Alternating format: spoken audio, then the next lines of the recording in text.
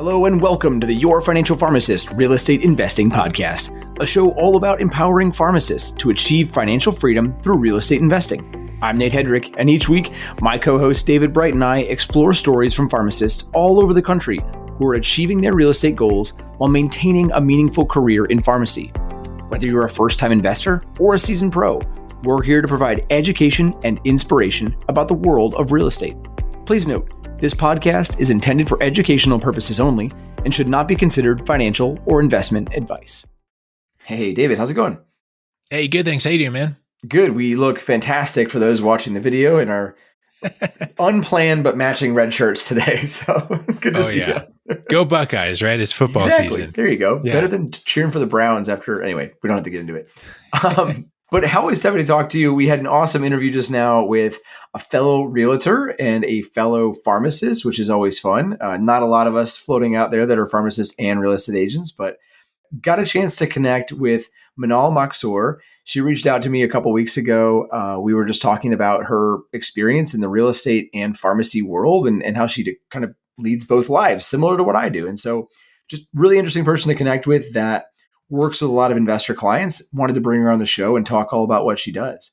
Yeah, I think it's a great reminder because I know we say it perpetually that the realtor tends to be the core of the real estate investing team because the realtor tends to know a lot of really good people. And we talk about that on the show. We talk about just the value in general that a realtor can bring, certainly with owner occupants, but particularly with investors. We talk about mentors and value that's brought there. So I think there's a lot packed into this episode that could be helpful for why that realtor is really important.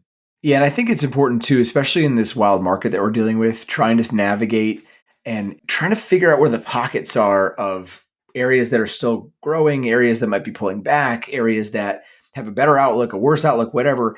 It's nice to get perspective from others around the country. Again, you and I both in the Midwest don't get to feel out the Arizona and Western market. And so this is a great way to kind of get access to that information and just get a little more of a pulse on the market in general.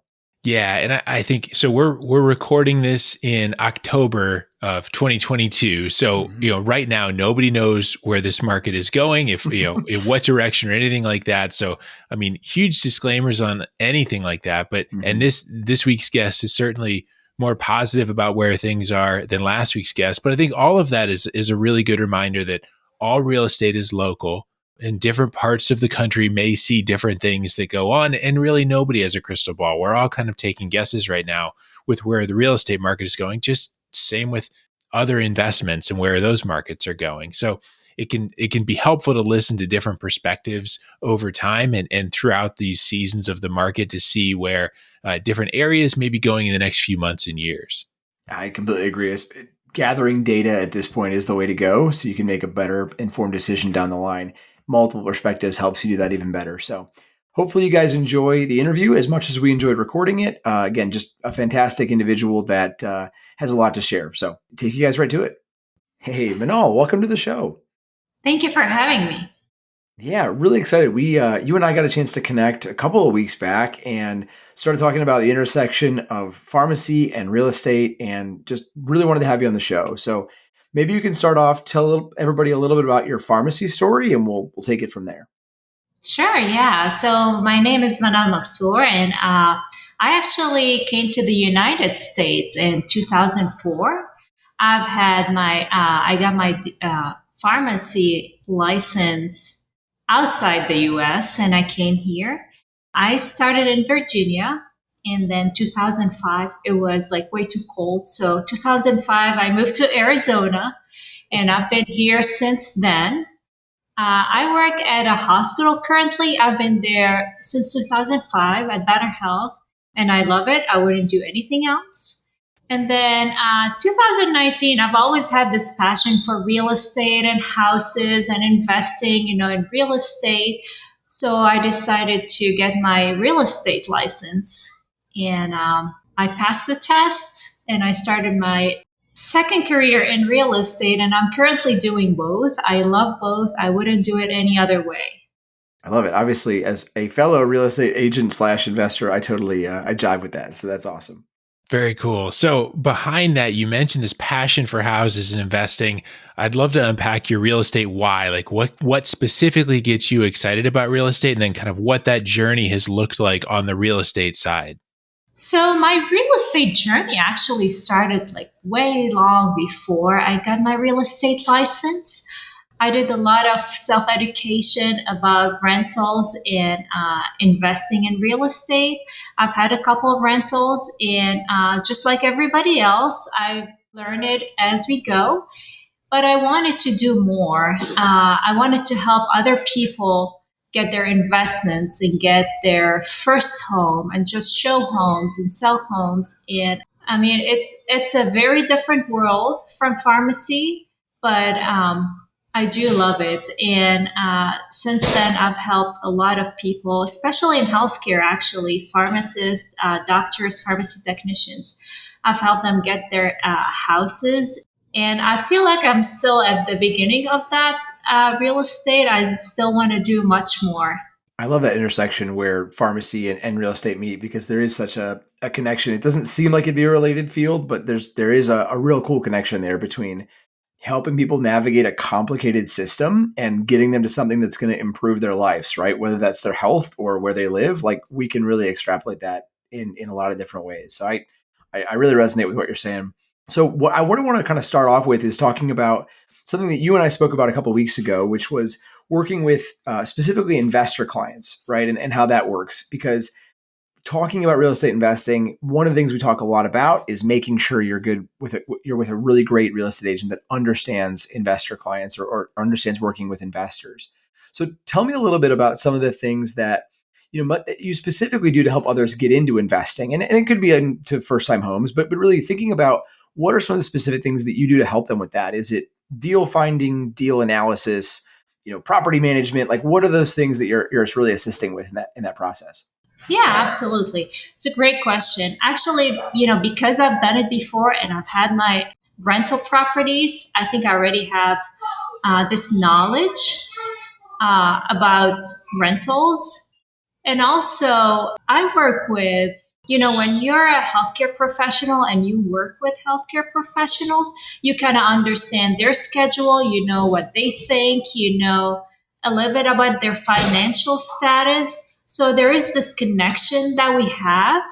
And one of the cool thing I did when I started real estate, I actually specifically asked for a mentor that just did investments. And I mean, I learned so much from him about renovating, about rentals, about everything that pertained to investing. And I feel it helped me a lot with my clients. Yeah, can you walk us through that a little bit more, particularly that how that was helpful to you and then how you turn in and help others? Because I think that there's a lot there that may not be well understood about some of that nuance that's of value to an investor, whether that's, estimating rehab costs or understanding the numbers and rent and cash flow and some of those things, or what was most valuable to you in that relationship with that mentor? The first thing that I really learned from him is when you go to a house, when you're buying a house for yourself, it's a very emotional transaction. You love the house, you love where it is, the pool, the way it smells. When you're investing, you have to kind of take that out of the equation and just strictly do it like a business transaction. Do the number match? Is it a good location? If I want to sell it, am I going to be able to sell it? How much is it going to be to renovate it? Am I able to get the renters I want? Is it a good area? I mean, there's all of that that's involved. And also, it's a little bit hard right now with estimating renovation because everything is, it's hard to get contractors. The prices changed a lot. But, working with that mentor kind of also connected me with contractors. So I do have all the resources I need if I need to estimate any renovation and also like how long it's going to take to do because that's an issue right now. And that's a super important point. Just like we as pharmacists specialize in certain areas, right? I know pain management and psych. That's my background, right? I'm not going to be a consult on a cardio patient. It's just not going to happen. Like if there's something that we need a consult on in real estate, you've got specialists you can turn to help for that. And so it's a really common thing in our pharmacy field, but it's the same story in the real estate side as well. Absolutely. And I also feel like, I know how much like I can help my clients, but there are areas where I need help myself. So I do have, and I learned to have, I'm very well connected right now and I have all the resources and I can just pick up the phone and ask. That's awesome. And that has been very helpful. That's great. So one of the things David and I are sitting here thinking about, sitting in what is getting chillier and chillier, Ohio and Michigan. Do you have any out-of-state clients that you work with or have worked with in the past? And what are some of the ways that you help them navigate moving into or looking at from an outside state perspective? Is that a difficult process, or what are some of the strategies you use to make that easier? Well, let me tell you, today the high was 95. So I know you guys are freezing, Wow. but we still have the air conditioning on. Arizona is a state where we see a lot of people from the Midwest moving in. A lot of pharmacists actually moved in here, a lot of doctors because they're just done with the snow. They do see the difference. Yeah, I've worked with some of them. And the most important thing is when you come from out of state, you don't really know the areas. You don't know where you want to be. You don't know where a good rental is. And I feel like this is something I'm definitely able to help with. You don't know if you're paying too much or too little for a house. And that's when you need a real estate agent to help you.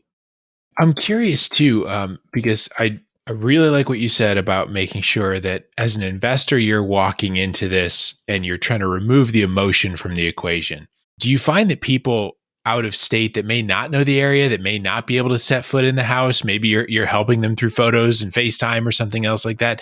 Do you think that there's an advantage there that people from a distance can better see it as a math problem, or do you see pharmacists get really hesitant and like, oh my gosh, I don't know if I could buy from a distance. That just sounds Well, stressful.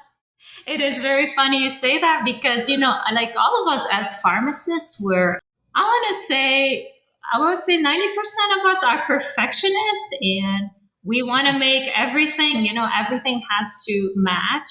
We don't want any errors. Hmm. And that's not how it is actually when you're buying a house. So you have to kind of lower your expectations a little bit. You have to know when you start in real estate investing, it's not going to be perfect the first time. It's not going to be perfect the second time. As long as it cash flows, as long as you're learning, you'll get there. And it's a long road. There's a lot of education involved actually with out of state investors. A lot of people know Scottsdale in Arizona because this is our like high end area, but Phoenix has a lot of to offer. There's great areas all around Phoenix. So this is where I come in and say Scottsdale is a high end. It's beautiful, but it's not all Phoenix. There's other areas. Yeah. Are there any other big surprises that you feel like people have when they're trying to buy an investment property from a distance for the first time, or even just buy an investment property for the first time, that's something that perpetually catches new people off guard? Yes. So the last couple of years, we all know the real estate market has gone through something we've never seen before, and the prices went up. And when you crunch the numbers, actually, you do not get your return on investment that you see in other areas. So that was a little bit of a shock. But what people don't know is that the real estate market in Phoenix is so far. I mean, we don't know what's going to happen in the future, but so far has been pretty resilient. We still have a high demand. So even if you're not getting this return on investment right now, your home value is not going to change much. And true, in 2008, the prices went down 40%, but it has come up like over 150% since then. Wow. I want to dive into that because I think it's important. I think a lot of people are looking at the current market, getting a little nervous. I'd love just again your take as someone with boots on the ground in a different area than us. How have you seen the rate increases affecting the market? Are you seeing buyers pull back on their budget? Are they worrying about the monthly payment more, or is it just like, don't worry about it, we'll figure it out later? Still, like, is it where are people falling on that? There is worry, absolutely. You have to be realistic. I do not, when I meet with sellers and buyers, I like to give them the true story. I do not embellish anything. So sellers have to be aware that you're not going to put your market in your house and sell it in 2 hours like you did 6 months ago. You're not going to get 50,000 or 100,000 over asking price. These days are gone. For buyers, yes, absolutely. The interest rate has changed a lot of what you can get approved for. Investors are sitting on the side a little bit. They're a little bit hesitant because we don't know what we're walking into. But so far, I mean, yes, the prices have maybe gone down a little bit. It's still up about 15% since last year, from August to August. So we're still up. We don't know what's going to happen, but we still see a slowdown definitely, but it's not the bubble bursting like we're hearing, or prices like definitely going down. I don't see that yet. And I don't know what's going to happen, but so far I see it more as a getting back to a healthy market. I think a lot of buyers sitting out there are probably wishing for that right now, a healthier, actually competitive market rather than the craziness we've been dealing with. So. Yes. And this is what I'm telling my buyers. I'm saying, this is great. We can negotiate right now. I couldn't do that for you a year ago. Now I can actually negotiate. We can come down on the price a little bit. We can have better terms. If the rates keep going up, well, you got in on a good time. If they go down, let's refinance and I'll help you with that. Because I cannot predict what's going to happen, and nobody can. Yeah, exactly. Yeah, I'm curious too, what else you're doing to be a little more creative in this market as far as, looking for potential value add opportunities, or are you pointing people towards adjustable rate mortgages, or are there any other kind of creative tools in your toolbox that seem to fit this market right now? Just like everybody else, I am kind of limited a little bit what I can do. I can definitely negotiate a better price, and I feel confident about that now, way more than before, that I'm able to do that. Title companies are helping with the closing costs a little. I work with title companies that are kind of offering some incentive. I have some loan officers that are helping also. So we're kind of bringing these closing costs lower to kind of help buyers right now. Again, if a buyer, if you need a house, you need a house. And I'm not talking about investing, just primary residence. So we can get you right now a better price. The interest rate might be a little bit higher, but the closing costs are going to be a little bit lower. And then if the interest rate goes down, hopefully it will, then let's refinance and get you a better monthly pay. Yeah, it's a good reminder that you mentioned talking about having title companies and insurance agents and lenders that you have this Rolodex of people that you can access. It just, again, reminds everybody that having that team, whether you're buying an investment property, your first house or your third house, you need to have that team in place. It's really going to be the thing that makes the difference. And if you don't know where to start, again, starting with a great real estate agent like yourself is a good place to go. Well, thank you. Yes, I feel this is a industry. Well, you have to be really connected, and that makes the whole difference. For sure. Yeah. Looking ahead to the next 6 to 12 months, I'm curious what other things you're doing to recommend specifically for investors too. Like I'm hearing some investors say that, I still want to get in now while rates are where they are, in fear that rates may continue to increase. I'm hearing other investors say, I'm waiting for prices to drop more. I want to just pile up cash and sit on the sidelines. What are your predictions? Again, knowing that nobody can predict the future, but what are your predictions? What are you seeing investors in your area do? What's your gut say? I say if you find the house that you think will give you a good return on your investment, just do it right now. Don't wait because we don't know what's going to happen. I personally do not see a big drop in house prices. 2008 was very different scenario. Our buyers the last 2 years have been cash buyers or conventional buyers. There's a lot of equity in all the houses. Nobody's gonna just leave their house to the bank. If somebody's in trouble, they can actually sell their house and still get out with a good amount of money. So if you know what you want and if it gives you a good return on this investment, don't wait.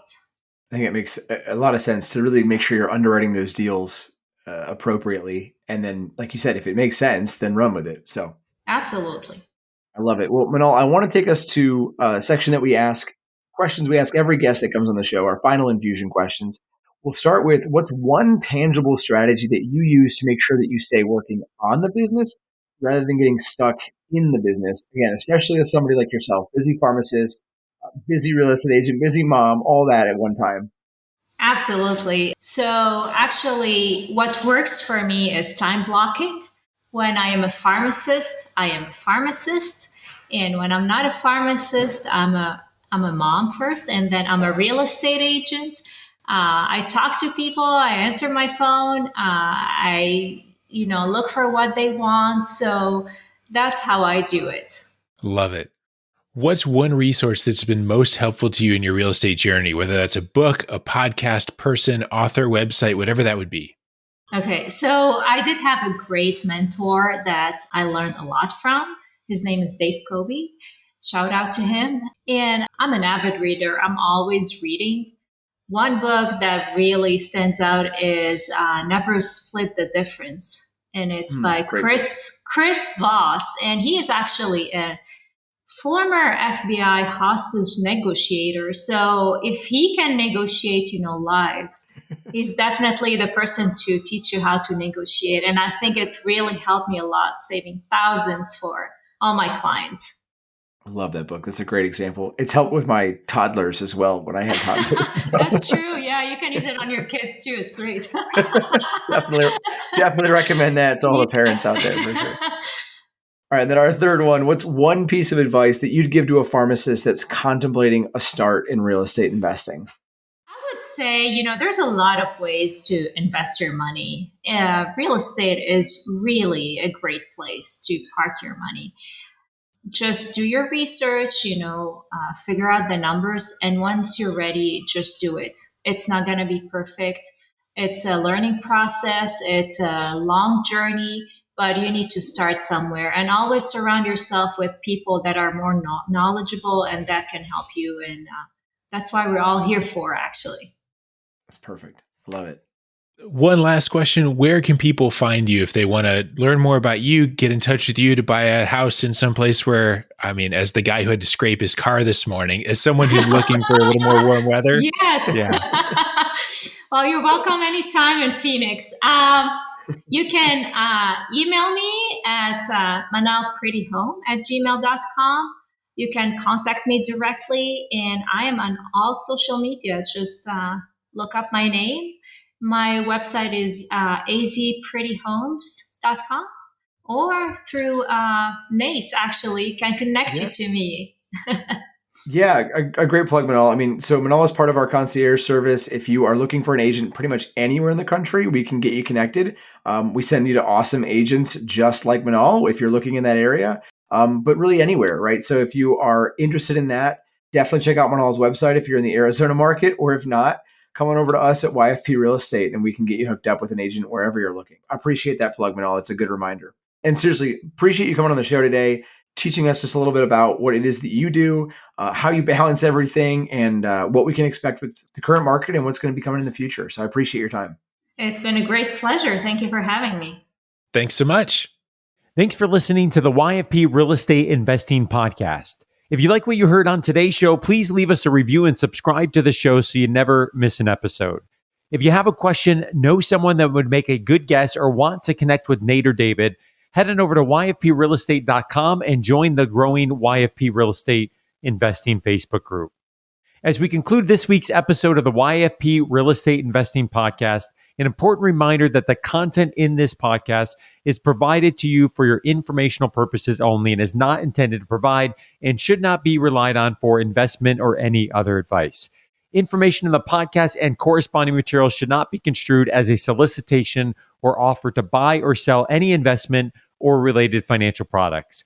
We urge listeners to consult with a financial advisor with respect to any investment.